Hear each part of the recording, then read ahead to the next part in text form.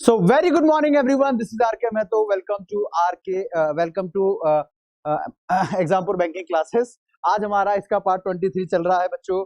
जैसा कि मैंने लास्ट क्लास में आप लोगों को बहुत सारे इंटरेस्टिंग फैक्ट्स, बहुत सारे नए नए नियम कानून, इंग्लिश के बहुत सारे कॉन्सेप्ट्स हमने सीखे थे और उम्मीद कर रहा हूं कि आप लोग लगातार उन चीजों को जान रहे हो, सीख रहे हो। और जैसा कि मैं हर बार आपको कहता हूं कि इस प्लेटफॉर्म पे सिर्फ ना ही आपको इंग्लिश की बल्कि आपको मैथमेटिक्स, रीजनिंग, करंट अफेयर सभी की क्लास मिलती है और एक से बढ़कर एक टीचर्स अवेलेबल है। तो आप लोग सुबह से स्टार्ट हो जाए कीजिए, करंट अफेयर्स की क्लास से स्टार्ट होती है हमारा दिन बिल्कुल मूड फ्रेश कर देने वाला। राजीव सर एकदम गजब के टीचर, आग लगा देते हैं पूरे सेशन में। और उसके बाद फिर तो हम नाचीज आ ही जाते हैं आपके सामने आपको दर्शन देने। 2 घंटा आप हमें झेलते हैं और उसके बाद फिर रीजनिंग की क्लास, फिर महिपाल सर की गजब क्लास, वो सारी क्लासेस आपकी रेगुलर चल रही है। उम्मीद है बहुत अच्छी लग रही होगी बच्चों आपको।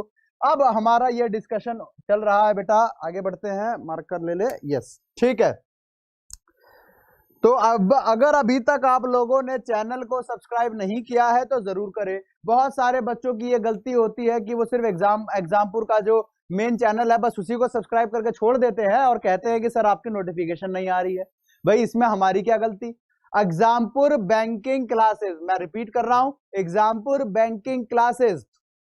आपने एग्जामपुर का जो मेन चैनल सब्सक्राइब किया है बहुत अच्छी बात है, वो भी आप देखिए, लेकिन एग्जामपुर बैंकिंग क्लासेस इसको भी सब्सक्राइब जरूर कीजिए क्योंकि हमारी नोटिफिकेशन आपको वहीं से मिलेगी। और सब्सक्राइब करना ही काफी नहीं है, साथ में बेल आइकन भी जरूर दबाएं। अगर आप लोगों ने अगर आप सब्सक्राइब कर लेते हैं तो ये वीडियो आपकी एचडी में चलती है और अगर आप लाइक पे क्लिक करते हैं तो साउंड क्वालिटी बढ़ जाएगी, राइट। और अगर शेयर करते हैं तो नोट्स आपके घर पहुंच जाएंगे, राइट एवरीबॉडी।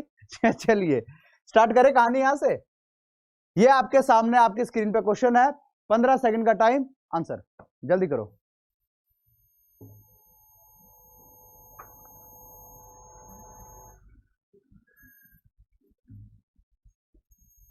पानी की बोतल, पानी है?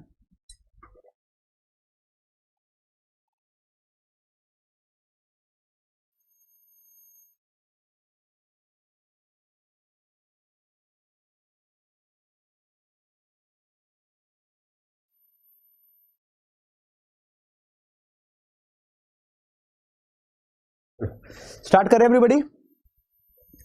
Okay, answer, he had arrived at Cairo a few month before the protest shook the Arab world. देखो बेटा आंसर क्या आएगा, ऐसा आंसर आने वाला है इसका जो सुनने के बाद आप लोग कहोगे कि सर अनबिलीवेबल, ऐसा भी था क्या? देखो यहां बेटा सही आंसर देखते हैं कितने बच्चों ने किया। काफी बच्चे गलत पे भी आ रहे हैं या नो एरर पे आ रहे हैं। सुनो, यहां पे एक वर्ड आएगा बिफोर। अब मुझे मालूम है कि कई बच्चे अभी हैरान परेशान हो जाएंगे कि सर ये कैसे हो सकता है, बिफोर तो पहले से लिखा है, आप कह रहे हो फिर से बिफोर आएगा, 2 बार कैसे आ गया? हाँ बेटा बिल्कुल सही सुना आपने, बिल्कुल सही देख रहे हो, बिफोर बिफोर एक साथ दोनों का यूज कर रहे हैं हम यहाँ पे और एक साथ ही दोनों का यूज होगा। अब कैसे होगा वो अब सीखना था, ये इंपॉर्टेंट बात थी कि सर 2 बार कैसे आ गया। एक बार तो चलो समझ में आ रहा था, दूसरी बार कैसे आया?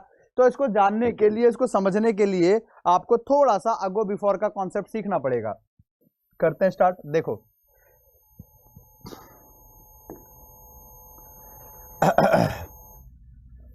करे, देखो द बेल हैड रंग, साथ साथ में उतारना जरा मेरे साथ। सेंटेंस है द बेल हैड रंग before Mohit had reached his school। एक और ले लेते हैं, the patient had died after the doctor had arrived। अब बेटा इन दोनों सेंटेंस को आप पढ़ो और पढ़ करके बताओ कि इनमें बताओ पहले क्या एक्टिविटी हो रही है, पहले पेशेंट मरा या पहले डॉक्टर आया, बताओ। मुझे पता है आप में से कई बच्चे बिना इसको पूरा पढ़े सोचे समझे यही बात कह रहे हैं या ये बात मन में सोच रहे हैं कि सर पक्का पहले पेशेंट मर गया फिर डॉक्टर आया। हाँ, क्वेश्चन को ध्यान से समझते नहीं हो, टीवी देखते हो बस, उसी का असर है। यहां पे देखो, यहां पे आफ्टर लिखा आ रहा है बच्चों, आफ्टर लिखा आ रहा है, आफ्टर का मतलब होता है बाद, यानी कि किसी चीज के बाद। और बिफोर का मतलब क्या होता है, पहले, पहले। ठीक है, तो आप इसको ऐसे पढ़ो, पहले को ऐसे पढ़ो, पहले को पढ़ो से पहले और बाद को पढ़ो के बाद, से पहले और के बाद। अब बैक से एक बार पढ़ के देखो कैसे। तो मोहित हैड रीच्ड हिज स्कूल, मोहित के स्कूल पहुंचने से पहले बेल बजी। इसका मतलब पहले क्या काम हुआ है, तो भैया पहले बेल बज गई है, यानी कि वो मोहित बचेगा या पिटेगा, अब बचने का कोई चांस नहीं भैया, लेट हो गया, अब धर के कूटा जाएगा, अभी इसको पिटाई हो जाएगी अभी उसकी। द बेल हैड रंग, यानी कि पहला एक्शन हमारा क्या हुआ है, पहले बेल बजा है और उसके बाद क्या हुआ है, तो उसके बाद मोहित स्कूल पहुंचा है। ठीक है, अच्छा नीचे वाले को देखो अब। The doctor had arrive, doctor के पहुंचने के बाद पेशेंट गया। इसका मतलब यहाँ पे उल्टी बात हो गई है, वहां पे अपोजिट हो गया, उसका बिफोर था, यहाँ आफ्टर है, अपोजिट कर दो यहाँ पे, यानी कि फर्स्ट एक्शन चला गया पीछे और सेकंड एक्शन चला गया आगे।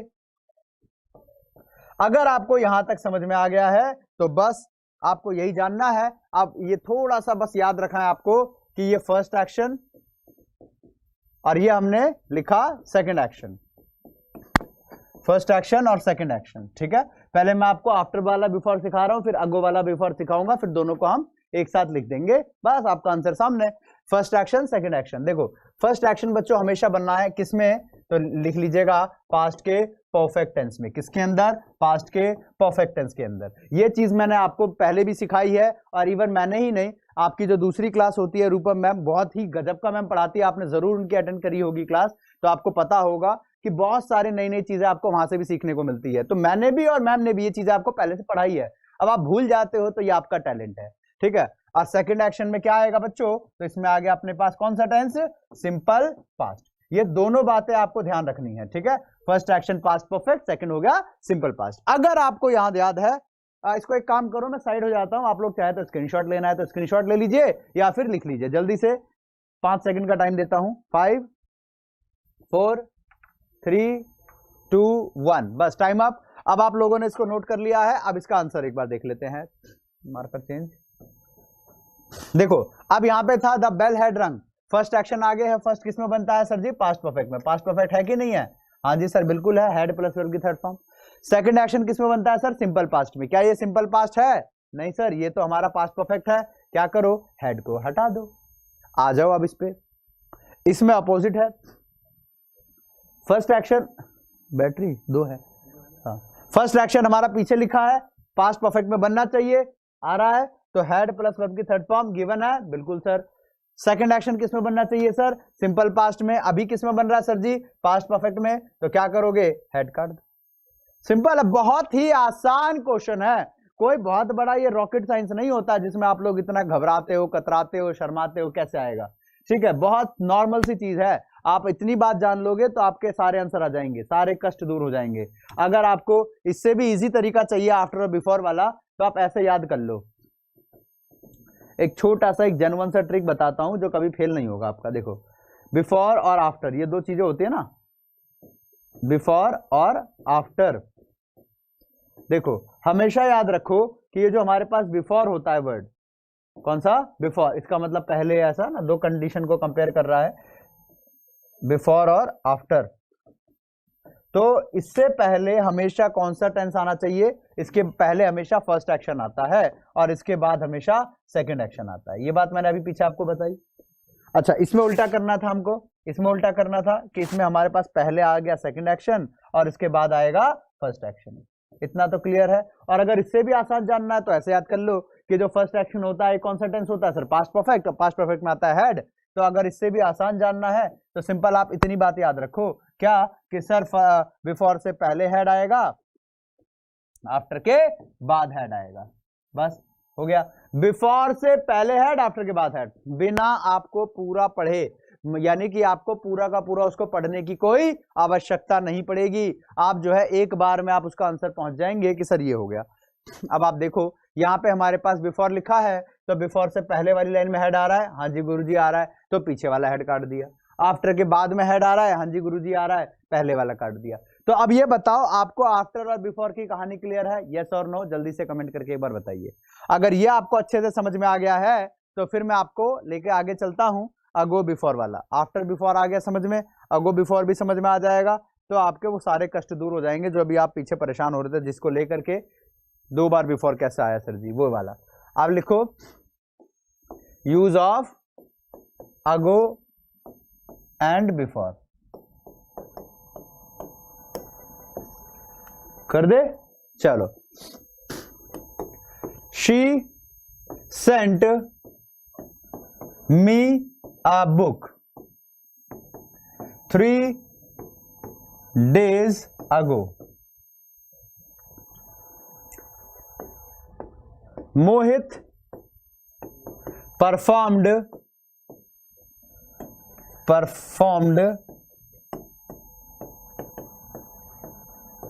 there 2 weeks ago. अगला, when I met her in 2019, we worked together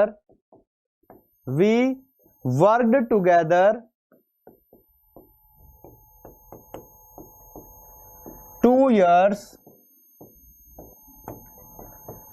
before। चलो जी, समझ में आ गया इतना। देखो अब यहाँ पे हमारे पास सारे वर्ड जो आ रहे हैं अंडरलाइन करो, अगो, अगो और बिफोर। अब देखो ये बिफोर और वो बिफोर में फर्क क्या हुआ? फर्क ये हुआ बेटा कि जो अगो बिफोर लिखा जाता है ना, इससे पहले आपको टाइम मेंशन करना पड़ता है, जैसे 3 days ago, 2 weeks before, ठीक है, 3 years before, ऐसा कुछ भी, ठीक है, 2 hours ago। तो कुछ ना कुछ आपको ये मेंशन करना है, यानी कि उससे पहले आपको कुछ ना कुछ ऐसा मेंशन करना ही पड़ेगा जो कि टाइम को रिप्रेजेंट करता हुआ दिखाई दे। तो अगर ये बिफोर से पहले ये टाइम रिप्रेजेंट करने वाला कोई वर्ड आ रहा है तो समझ लो कि अगो का अपोजिट वाला बिफोर है, ठीक है। और अगर यहाँ पे कोई टाइम मेंशन नहीं हो रहा, जैसे कि आप देख सकते हो ये सेंटेंस था, तो इससे पहले कोई टाइम मेंशन नहीं हो रहा, तो इसका मतलब ये आफ्टर वाला बिफोर है। ये दोनों बातें क्लियर है? बोलो यस। अगर ये दोनों बातें क्लियर है तो एक बार कमेंट करके बता दीजिए, फिर आपके आंसर पे आ जाते हैं, ठीक है। जैसे हमने यहां सेंटेंस कहा था कि he wrote या he submitted his project 2 months ago। देखो बेटा यहां पे अब आपके पास जो मेन वर्ब आ रहा है वो हो रहा है सबमिट, सबमिट करना मेन वर्ब है, ठीक है। और आपको मैंने पहली क्लास में, लगातार क्लास में बात बता रहा हूं, ऑब्जेक्ट को पहचानना कैसे है। हर ऑब्जेक्ट अपने से नेक्स्ट वाले वर्ड से कुछ ना कुछ आंसर लेता है। कैसे? तो ही सबमिटेड, क्या सबमिट किया? तो प्रोजेक्ट। ये वर्ड का आंसर दे रहा है कि क्या सबमिट किया सर जी? तो प्रोजेक्ट सबमिट किया। अच्छा, 2 months ago, ये किसका आंसर दे रहा है सर जी? तो ये आंसर दे रहा है वैन का, कि कब सबमिट किया? तो 2 months ago। तो जो वट या वूम का आंसर देता है उसे ऑब्जेक्ट बोलते हैं, और वट और वूम को छोड़ करके जो बच जाए उसे एडवर्ब बोलते हैं। इतना समझ में आया? बोलो यस। अगर ये क्लियर है तो वापस अब आपके क्वेश्चन पे उतरे। ये था आपका क्वेश्चन। अब जरा इसको मिटा देते हैं, जो फालतू लिखा है इनको हटा देते हैं। देखो बच्चा, ही हो गया आपका सब्जेक्ट, मार्कर चेंज, यस, ही हो गया सब्जेक्ट, हैड अराइव्ड हो गया हमारे पास वर्ब। हैड अराइव्ड क्या हो गया बच्चे? तो ये हो गया हमारे पास वर्ब, सब्जेक्ट ये हो गया वर्ब। अच्छा, एट कायरो ये जगह का नाम है। एट कायरो ये आंसर कर रहा है बच्चे किसका? तो सर ये आंसर कर रहा है वेयर का। किसका आंसर कर रहा है बच्चे? तो ये आंसर कर रहा है किसका? वेयर का। वेयर का आंसर कर रहा है। अच्छा, अ फ्यू मंथ बिफोर, यहां से लेकर के यहां तक ये किसका आंसर कर रहा है बच्चे? तो ये आंसर कर रहा है वैन का। टाइम का आंसर कर रहा है ना, कि भैया कब? तो फ्यू मंथ्स बिफोर, मतलब कुछ समय ही पहले, राइट। तो यहां से लेके यहां तक हो गया हमारे पास एडवर्ब, और ये एट कायरो ये हमारा प्लेस वाला एडवर्ब हो गया, ये टाइम वाला एडवर्ब हो गया, दोनों तो एडवर्ब ही है, ठीक है। बस अब आपको इतनी बात अगर समझ में आ गई तो अब देखो 2 क्लॉज को जोड़ रहे हैं हम। ही से लेकर के बिफोर तक एक सेंटेंस, द से लेकर के ये वर्ल्ड तक ये दूसरा सेंटेंस। दोनों को जोड़ने के लिए अब हमको कुछ तो चाहिए। ये वाला बिफोर तो मैंने प्रूफ कर दिया कि सर एडवर्ब है, कंफर्म, क्योंकि मैंने बताया भी था ना कि अगो का उल्टा बिफोर तब होता है जब उससे पहले कोई टाइम मेंशन हो, ठीक है, 2 days ago, 5 weeks ago, a few months ago, few years ago, है ना, कुछ भी ऐसा। यानी आगे वाला तो बिफोर हो गया हमारा एडवर्ब, कंफर्म। पीछे वाला जो पूरा क्लॉज है, आगे वाला जो क्लॉज है, दोनों को जोड़ने के लिए कुछ चाहिए। अब हमारे पास दो ऑप्शन है, या तो लगाओ आफ्टर या तो लगाओ बिफोर, बस अब आप आंसर बता दो। याद आया कुछ? बिफोर से पहले हैड, आफ्टर के बाद हैड, अभी सिखाया था, ये वही चीज आ गई, ठीक है। अब आप देख लो आगे वाला लाइन क्या है, ये फर्स्ट एक्शन हो रहा है, उसके बाद ये सेकंड एक्शन हो रहा है, बस इसलिए आफ्टर काट दो, आंसर आया बिफोर। तो बच्चे आपने असल में बात क्या सीखी कि जो दोनों बिफोर आ रहे हैं ना, ये पीछे वाला आगे वाला पीछे वाले में फर्क क्या है कि जो आगे वाला बिफोर है बच्चे, ये बना हमारा एडवर्ब। क्या बना बच्चे? एडवर्ब। और जो पीछे वाला बिफोर है ये हमारा बन गया कंजंक्शन। क्या बन गया बच्चे? तो कंजंक्शन। ये दोनों बातें क्लियर है? बिल्कुल क्लियर हो गई होगी अब तक। मैं एक बार साइड हो जाता हूं, आप लोग इसको नोट कर लें, समझ लें, छाप लें, या फिर गुदवा लें, या फिर इसको स्क्रीनशॉट मान लें फटाफट से। मैं साइड हो रहा हूं।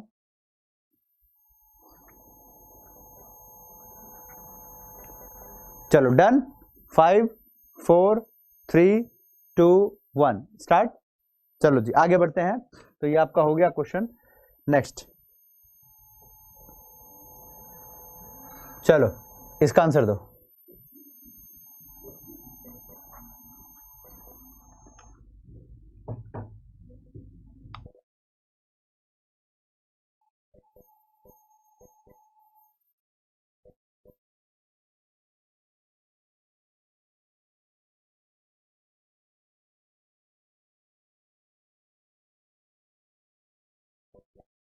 हो गया बच्चों आंसर?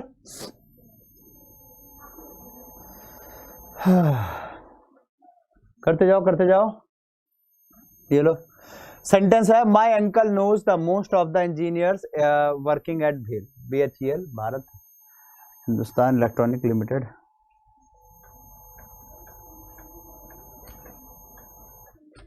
कर दें अब? देखो क्या आंसर बता रहे हैं आप लोग, जो भी है सही है गलत है, कितना सही करते हो कितना गलत करते हो, बड़े गजब के बच्चे हो।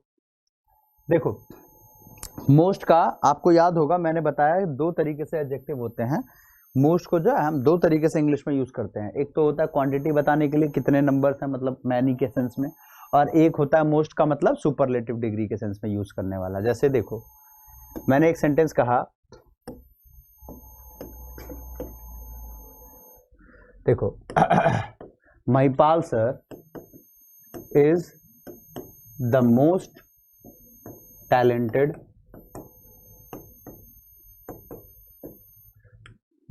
talented teacher in example. भाई साहब कतई जहर, ठीक है। अच्छा एक और ले लेते हैं मोस्ट का, द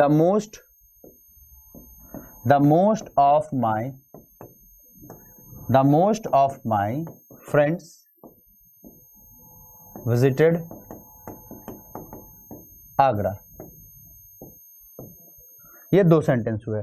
देखो बेटा दोनों में हमारे पास मोस्ट आ रहा है, मोस्ट हमारे पास दोनों में आ रहा है, ठीक है, लेकिन फर्क है दोनों में, राइट, दोनों में फर्क है। ऊपर वाले में पढ़ के देखो, Mahipal sir is the most talented teacher इन एग्जामपुर, और दूसरा the most of my friends visited Agra.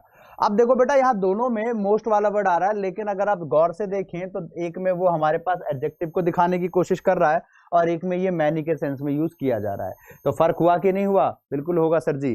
तो बेटा बस आपको अगर ये चीज क्लियर है तो अब ये ऐसे याद रख लें आप लोग कि जो मोस्ट होता है इस दो तरीके से यूज कर रहे हैं। एक तो हो गया सुपरलेटिव डिग्री ऑफ एडजेक्टिव, क्या बोला मैंने? Superlative degree of adjective. और दूसरा जो यूज हुआ वो हुआ इसके न्यूमर फॉर्म्स को दिखाने के लिए, यानी कि न्यूमरल फॉर्म, नंबर फॉर्म्स को दिखाने के लिए, मतलब मैनी के सेंस में, ठीक है बच्चों, मैनी के सेंस में। तो जो हमारे पास सुपरलेटिव डिग्री ऑफ एडजेक्टिव की तरह हमने इसको यूज किया, यहां पे द का इस्तेमाल करना कंपलसरी है, ये बात ध्यान रखें। अगर हम इसको एज अ सुपरलेटिव यूज कर रहे हैं तब तो द लगाना जरूरी है, लेकिन अगर हम इसको क्वांटिटी शो करने के लिए यूज कर रहे हैं तो यहाँ पे द का यूज नहीं करना, द का यूज नहीं करना। बस अब आपको इतनी सी बात समझ में आ गई। वापस आ जाओ क्वेश्चन पे, वापस आ जाओ। यहाँ पे देखो फर्स्ट था Mahipal sir is the most talented teacher इन एग्जामपुर। तो यहाँ पे हमारे पास महिपाल सर के बारे में हमने सुपरलेट किया, तो यहाँ पे हमारे पास मोस्ट से पहले द आना चाहिए था, आ भी रहा है, ये लो जी आ गया। सेकंड वाले पे आ जाओ। यहाँ पे कोई हमारे पास ऐसी तो बात थी नहीं कि जो सुपरलेटिव बताए, यहाँ बात हो रही है मैनी ऑफ माई फ्रेंड्स ऐसे करके, तो यहाँ पे द का यूज बेकार है, हटाओ इसे, फिर सीधा मोस्ट ऑफ माई फ्रेंड्स। अगर आपको ये क्लियर है आंसर बताओ इसका। तो my uncle knows the most of the engineers, तो यहाँ पे कोई सुपरलेटिव की बात नहीं है, यहाँ हो रहा है कि मेरे अंकल जो है बहुत सारे इंजीनियर्स को जानते हैं जो वहां पे काम कर रहे हैं, ठीक है, BHEL में। तो यहाँ पे हमारे पास जो द लिखा है ये गलत है, क्योंकि यहाँ बात हो रही थी क्वांटिटी बताने की, मैनी के सेंस में, ठीक है। चलो अगला क्वेश्चन, मैं साइड हो रहा हूं, फटाफट से एक बार इसका आंसर दो, करो answer.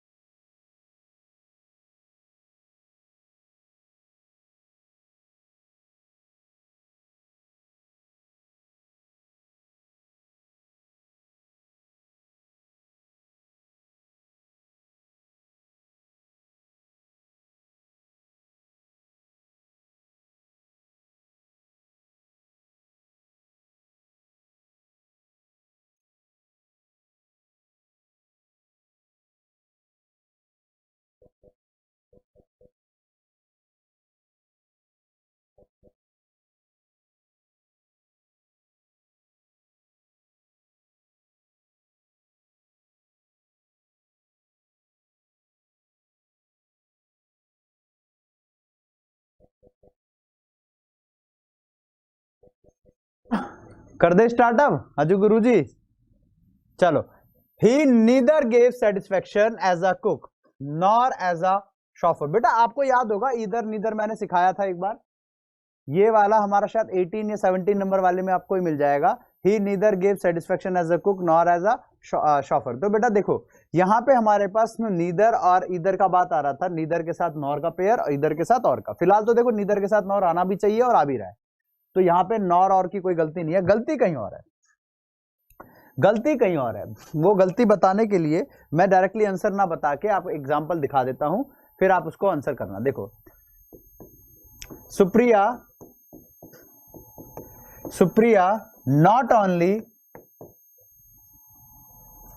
not only cooked Chinese but also Italian, ठीक है। और एक और, Mohit neither played hockey nor cricket, ठीक है। नीदर के साथ नॉर आता है और आ भी रहा है, ठीक है। नीदर के साथ नॉर, इधर के साथ और, नॉट ओनली के साथ बट ऑल्सो आ रहा है ना, ठीक है। गलती कहां है बच्चों, गौर से सुनिएगा। यहां पे नीदर और नॉर, इसको हमने कर दिया, चलिए अंडरलाइन कर दिया। मैंने आपको सिखाया था कि इधर और, neither, nor, not only but also, दोनों साइड कंटेंट बराबर रहने चाहिए, तभी सेंटेंस सही होगा, वरना वो गलत। देखो किस प्रकार से, तो यहाँ पे आप देखिएगा नॉर से पहले और बाद में, चेक कीजिए एक बार। तो नॉर के बाद हमारे पास नाउन लिखा है क्या, तो नॉर के बाद नाउन आ रहा है क्रिकेट। इससे पहले वाले पे आ जाओ, इससे पहले वाले में नाउन क्या आ रहा है, तो सर जी हॉकी। तो आगे और पीछे क्या बराबर है सर जी, इससे पीछे तो सिर्फ क्रिकेट था नाउन, लेकिन आगे वर्ब प्लस नाउन आया, वर्ब प्लस नाउन आया। पीछे तो सिर्फ क्या था, नाउन नाउन, लेकिन आगे वर्ब प्लस नाउन। क्या बराबर हुआ ना गुरुजी, ना बराबर तो हो नहीं पाया। तो अब क्या करे, फिर क्या करे या क्या ना करे, कैसी मुश्किल है। तो अब इसको कोई तो सॉल्व करवाए। देखो अब इसको बराबर करने के लिए या तो ऐसा करो कि सर जी यहाँ भी एक वर्ब लगा दो, बराबर हो जाएगा, वर्ब प्लस नाउन हो गया बराबर। लेकिन वो भी नहीं हो रहा है यहाँ पे, वर्ब प्लस नाउन, ऐसा तो कुछ काम बन ही नहीं रहा। तो ऐसे में क्या करेंगे फिर? तो यहाँ पे हमारे पास जब कुछ बन ही नहीं पा रहा तो बेटा क्या किया जाए, क्या ना किया जाए? बहुत इजी सा सवाल था। तो यहाँ पे जब हमारे पास पीछे कुछ नहीं आ रहा तो आप क्या करो, हटाओ उसको, अपनी मर्जी से तो लगा नहीं सकते, तो इस वर्ब को हटाओ और यहाँ लगा दो। पढ़ के देखो एक बार। तो सेंटेंस कैसा बना? तो Mohit played neither hockey nor cricket, यानी कि ना ही उसने हॉकी खेला ना ही क्रिकेट खेला। भाई हो सकता है उसको पसंद ना हो, ठीक है, हो सकता है उसको अच्छा ना लगता हो खेलना, ठीक है भैया, उसकी मर्जी है, हम क्या कर सकते हैं, ठीक है। Supriya not only cooked Chinese but also Italian. तो यहाँ पे हमारे पास देखो नॉट ओनली बट ऑल्सो आ गया, नॉट ओनली और बट ऑल्सो, इसको हमने अंडरलाइन कर दिया। अब बट ऑल्सो के आगे चेक करो, पीछे चेक करो, बट ऑल्सो के आगे और पीछे, पीछे आ रहा है इटालियन अकेला नाउन आ रहा है और आगे वर्ब प्लस नाउन आ रहा है। बराबर हुआ? नहीं हुआ। तो क्या करें, इस वर्ब को उठाओ और यहाँ चिपका दो। पढ़ के देखो। अब हुआ ना मैच, इक्वल इक्वल, याद है ना वो फेयर एंड लवली वाला एड, तो मैच इक्वल इक्वल करना होता है। तो अब हुआ ना मैच इक्वल इक्वल, तो वो मैच इक्वल इक्वल करना है तो दोनों साइड बराबर कर दो। Sentence Supriya cooked not only Chinese but also Italian, Mohit played neither hockey nor cricket. अब आ जाओ पुत्रों आपके मेन क्वेश्चन पे, आप करके दिखाओ।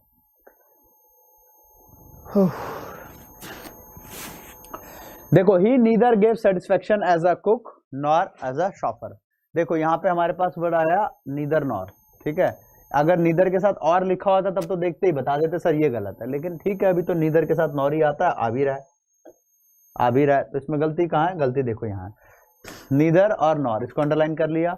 अब नॉर के बाद चेक करो एज अ शॉफर, और नॉर से पहले चेक करो, तो नॉर से पहले क्या आया? तो नॉर से पहले एज अ कुक आया। फिर भैया गलती कहाँ है? तो गलती टेस्ट कहाँ है? तो टेस्ट यहाँ है। गलती देखो कहाँ थी? ये जो गेव सेटिस्फेक्शन है ना, ये बेटा हमारे पास गड़बड़ कर दी। इस पूरे को उठाओ आगे लगा दो, या उससे बेहतर ये नहीं करोगे, इसको उठाओ यहाँ लगा दो, बात बराबर ही है। पढ़ के देखो, he gave satisfaction neither as a cook nor as a chauffeur. बन गया ना? आसान है। मौज कर दी? बोलो यस। मौज कर दी बाबा? यस बाबा, जल्दी जल्दी करो। बढ़िया जी बढ़िया।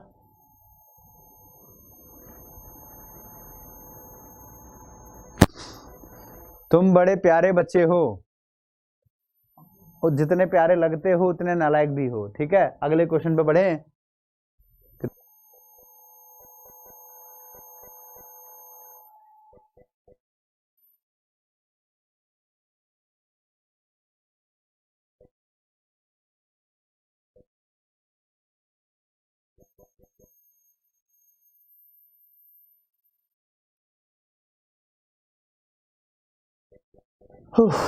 कर दें? देखो, तो अगला क्वेश्चन आपके स्क्रीन पे ये आया। हाँ भाई चलो करो।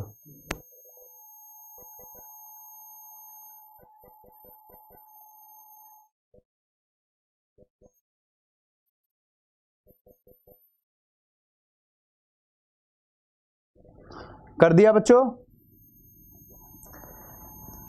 मालिक ए मालिक तेरे बंदे हम, कर दिया। One should look for his own faults first and then for those others.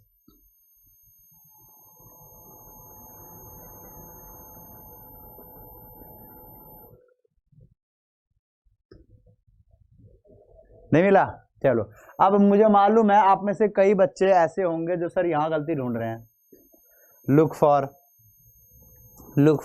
है, लुक फॉर की जगह कुछ और आना चाहिए क्या है? अभी कई बच्चे ऐसे ज्ञान पेलेंगे सर देखो लुक आफ्टर होता है, लुक इनटू, चिंटू, पिंटू, ऐसे ऐसे वर्ड। बेटा लुक फॉर का मतलब होता है तलाश करना, ठीक है। जैसे हम बोलते हैं ना, he was looking for a job, she was looking for a cup of T, she was looking for water, right.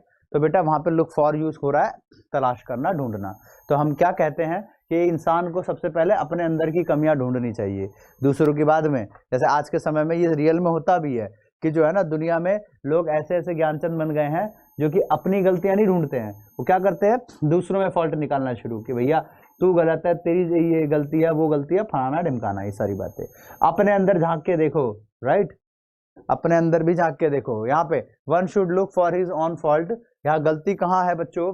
वैसे मैं डायरेक्टली आंसर बता दूं? नहीं जी नहीं, ये मेरा पढ़ाने का तरीका नहीं है। देखो एवरीवन वाला आपको याद होगा, मैंने एक दो क्लास पहले आपको सिखाया था बच्चों।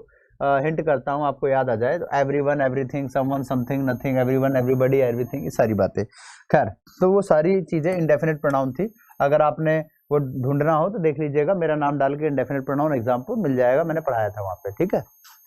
वहां पे ही मैंने आपको एक और चीज बताई थी कि एक अकेला वन वर्ड आता है, एक अकेला आता है वन, ठीक है, वन। जैसे अगर हम इसको एज ए सब्जेक्ट यूज कर रहे हैं, मान लो मैंने कहा कि one should maintain his dignity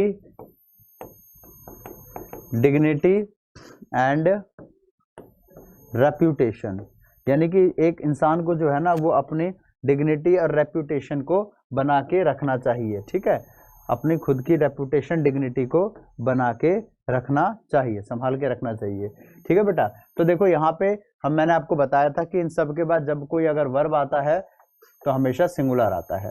normally अगर कोई वर्ब लगाते तो सिंगुलर लगाते, लेकिन यहाँ पे हमारे पास देखो कोई वर्ब तो आ नहीं रहा, यहाँ पे कोई वर्ब तो आ नहीं रहा, कोई क्या कोई वर्ब आ रहा है, हेल्पिंग वर्ब या कोई और? सर जी नहीं आ रहा। अब यहाँ पे ऐसा कोई तो वर्ब आपको दिख नहीं रहा है। अगर यहाँ पे वर्ब आया होता तो हम उसको कहते सर ये सिंगुलर है या प्लूरल है, इज, एम, आर, वॉज, वर, तब हम यूज करते, ठीक है, लेकिन यहाँ आ नहीं रहा, ठीक है। यहाँ गलती कहाँ है फिर बेटा? तो यहाँ पे जो हमें पोजीशन लगाना है ना वो लगाना पड़ेगा ऐसे, पहले वन लिख दिया फिर एपोस्ट्रोफ एस, जैसे राहुल होता है ना राहुल, तो राहुल एपोस्ट्रोफ एस, अंकित है तो अंकित एपोस्ट्रोफ एस, समझे बात को? तो वैसे ही वन है तो वन एपोस्ट्रोफ एस, तो मिल गई गलती। यहाँ पे जो हिज लिखा है उसको हटाओ और क्या आ जाएगा? वन फिर एपोस्ट्रोफ ए एस, ऐसे करके हो जाएगा। Is that clear everybody? ये आपका हो गया आंसर, ठीक है। तो one should maintain one's dignity, one should maintain one's dignity, ऐसे करके आपको आंसर करना है, ठीक है। चलो, ओ सॉरी आपका क्वेश्चन तो निकाल दूं, हाँ ये रहा। तो हमारा सेंटेंस था one should look for his on, तो बेटा गलती मिल गई, यहाँ पे जो आपका हिज लिखा है ना यहाँ मिस्टेक थी, ये जो हिज लिखा है इसको, हिज लिखा है ना इसको काटो, यहाँ जो हिज लिखा है इसको काटो और इसकी जगह क्या कर दो? तो वन और फिर एपोस्ट्रोफ एस, तो वन का वंस हो जाएगा, वन का क्या हो जाएगा बेटा? तो वन का वंस हो जाएगा, ठीक है।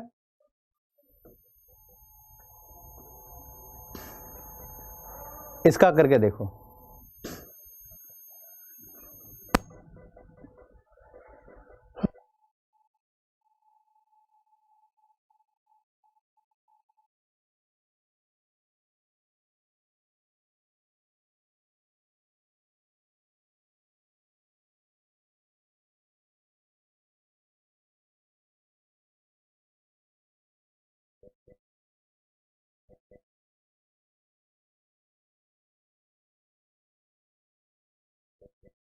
Answer, had you informed me earlier I would have certainly purchased the car from you.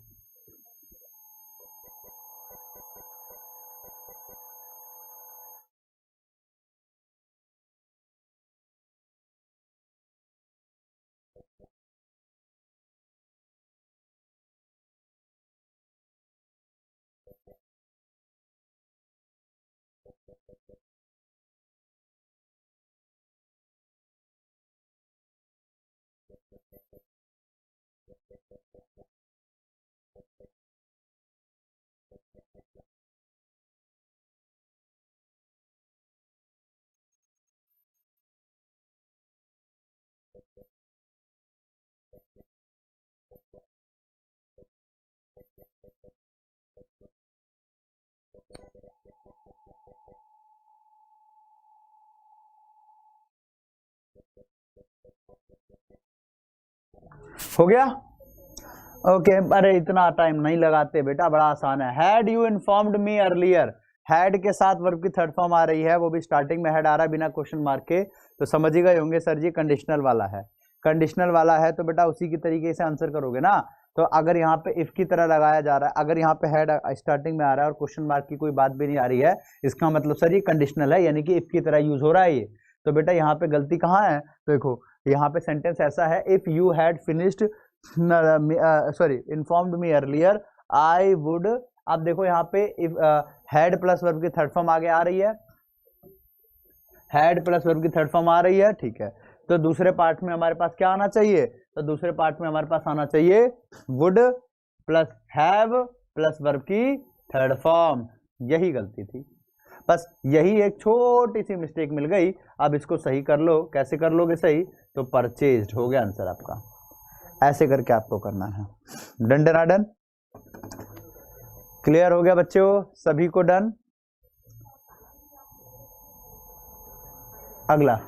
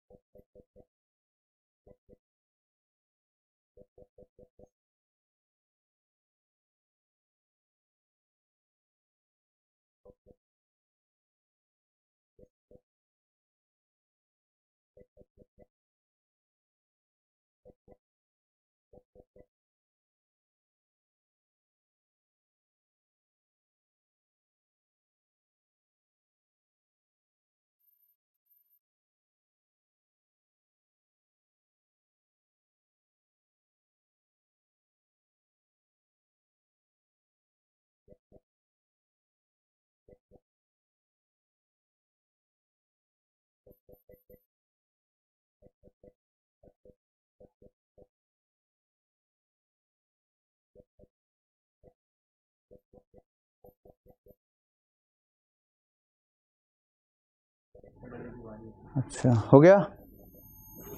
देखो, the lawyer asked me where had I kept my cloth before taking a dip in the river.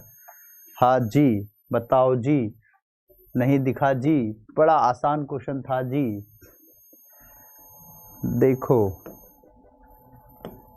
She asked me when would they come, और एक sentence, she asked me when they would come. बताइए कौन सा सही है, पहला या दूसरा, फर्स्ट सही है या सेकंड सही है, जल्दी बोलो। फर्स्ट सही है या सेकंड सही है, जल्दी बोलो। She asked me when would they come, she asked me when they would come। इस तरीके के सेंटेंस बोलचाल में भी कई बार हम गड़बड़ियां कर देते हैं, समझ नहीं आता सही कौन सा गलत कौन सा, कैसे किया जाए बच्चों।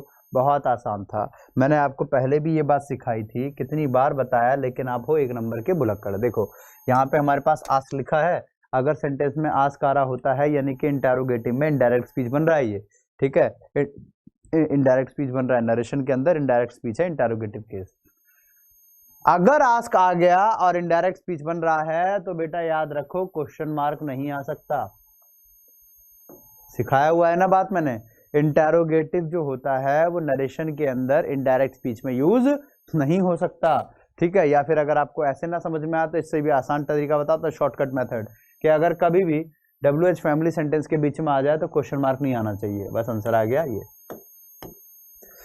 अगर कभी भी WH फैमिली सेंटेंस के बीच में आ रहा है क्वेश्चन मार्क मत लगाओ, बस वही चीज है। तो वुड दे वुड हो गया, ऐसे उल्टा कर दिया। अब आ जाओ अपने क्वेश्चन पे।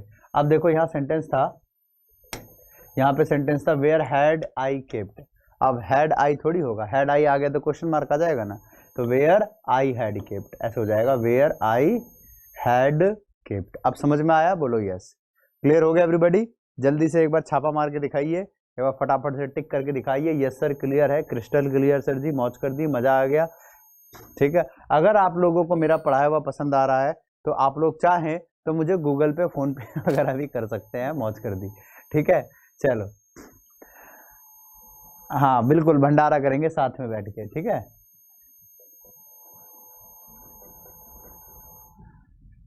आगे आगे आगे आगे आगे बढ़ते हैं मेरे लालो और लालियों, चलो। हाँ ये भी बढ़िया क्वेश्चन है, आंसर करो जल्दी आंसर।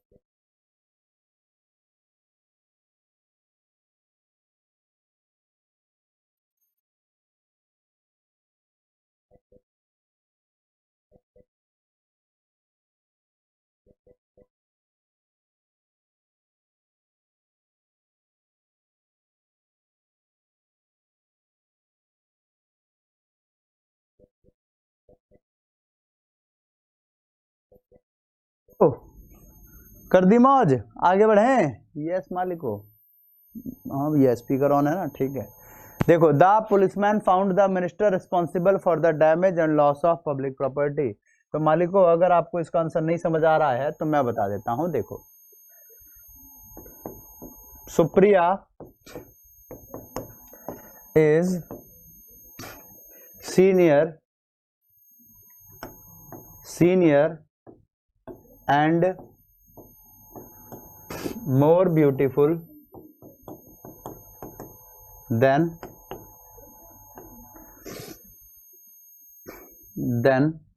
your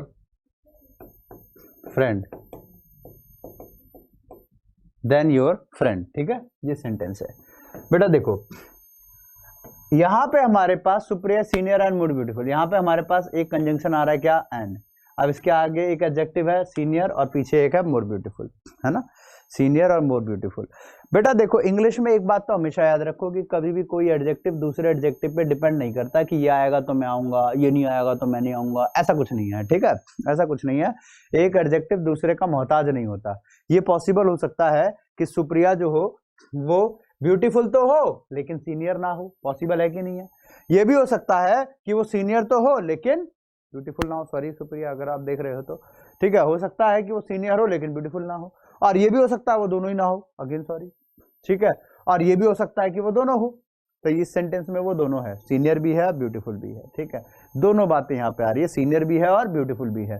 तो बेटा यहाँ पे जब ऐसा हो रहा है हमारे पास मामला, इसको चेक करना है आंसर को, तो क्या करो, एक बार इस एडजेक्टिव के साथ ये वाला कंजंक्शन मिटा के पढ़ो, यहां तक मिटा दो। अब पढ़ो, Supriya is more beautiful than your friend. बना कि नहीं बना? Yes sir. यानी आगे वाला एडजेक्टिव मिटाया, पीछे वाला एडजेक्टिव चेक हो गया, आगे वाला मिटाया, पीछे वाला चेक। उसी प्रकार से एक बार इसको दोबारा से लिख देता हूं, क्या था, सीनियर एंड, ठीक है। उसी प्रकार से आप पीछे वाला मिटा के आगे वाला चेक कर लेते हैं। तो एंड से लेकर के मोर ब्यूटीफुल देन तक मिटा दिया। अब पढ़ के देखो, तो Supriya is senior your friend तो गलत हो गया। तो अब आप सोचेंगे कि सर देन को क्यों लपेट दिया, देन को तो बाहर छोड़ दो। चलो मान लो देन को बाहर छोड़ भी दिया, तो क्या वो सीनियर जूनियर वाला जो वर्ड होता है, क्या ये देन को एक्सेप्ट करेगा? क्या इसके साथ देन आता है? ना जी ना गुरुजी, इसके साथ देन कैसे लगा दोगे? बस वही चीज सीख रहे हैं बेटा हम लोग कि सीनियर जूनियर के साथ देन आता नहीं है, टू आता है। Senior to you, senior to me, I am senior to you, ऐसे बोलते हैं ना, तो देन नहीं आता। तो बस वही चीज थी कि जब उसके पास अपना एक कनेक्टिंग वर्ड है तो इसके पास भी होना चाहिए। तो बेटा आपने क्या बात सीखी कि जब भी हमारे पास कोई कंजंक्शन इसके आगे और पीछे अगर एडजेक्टिव आ रहा है, या ये कह लो फ्रेजल वर्ब आ रहा है, एडजेक्टिव आ रहा है या फिर फ्रेजल वर्ब आ रहा है, ठीक है, एडजेक्टिव या फ्रेजल वर्ब, ठीक है, एडजेक्टिव या फ्रेजल वर्ब अगर हमारे पास यूज हो रहा है, तो याद रखना है कि जो इसके कनेक्टिंग वर्ड्स होते हैं ना दोनों के, वो अपने अपने होने चाहिए। इसका कनेक्टिंग वर्ड अलग, यानी कि जो भी इसका फ्रेजल वर्ब होगा वो अलग होगा, और इसका कनेक्टिंग वर्ड अलग होगा। अब ये कनेक्टिंग वर्ड का मतलब क्या है? जो इनके पास फिक्स प्रीपोजिशन होती है ना, जैसे यहाँ पे मोर के साथ हमेशा देन आता है, मोर ब्यूटीफुल देन, मोर के साथ देन का यूज होता है ना, जैसे मोर ब्यूटीफुल देन। उसी तरीके से सीनियर जूनियर के साथ क्या आता है? तो टू आता है, सीनियर जूनियर के साथ टू आता है। तो सेंटेंस ऐसा तैयार कि Supriya is senior to and more beautiful than your friend, ऐसे बोला जाएगा सेंटेंस को, समझे? तो इसके साथ अपना जो लगेगा वर्ड वो लगाना पड़ेगा, उसके साथ तो ऑलरेडी लगा ही हुआ है।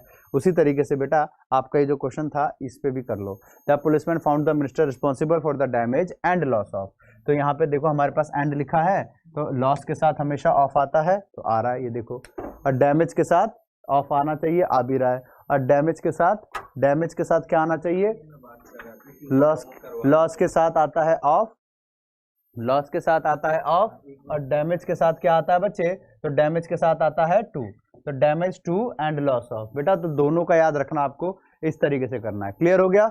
बस बच्चों आज की क्लास में इतना ही, राइट। मिलते हैं फिर अगली क्लास में आप लोगों को एक नए सिरे से एक नया कॉन्सेप्ट लेकर के। तब तक के लिए सबको bye bye, take care, keep learning, keep growing, जय हिंद।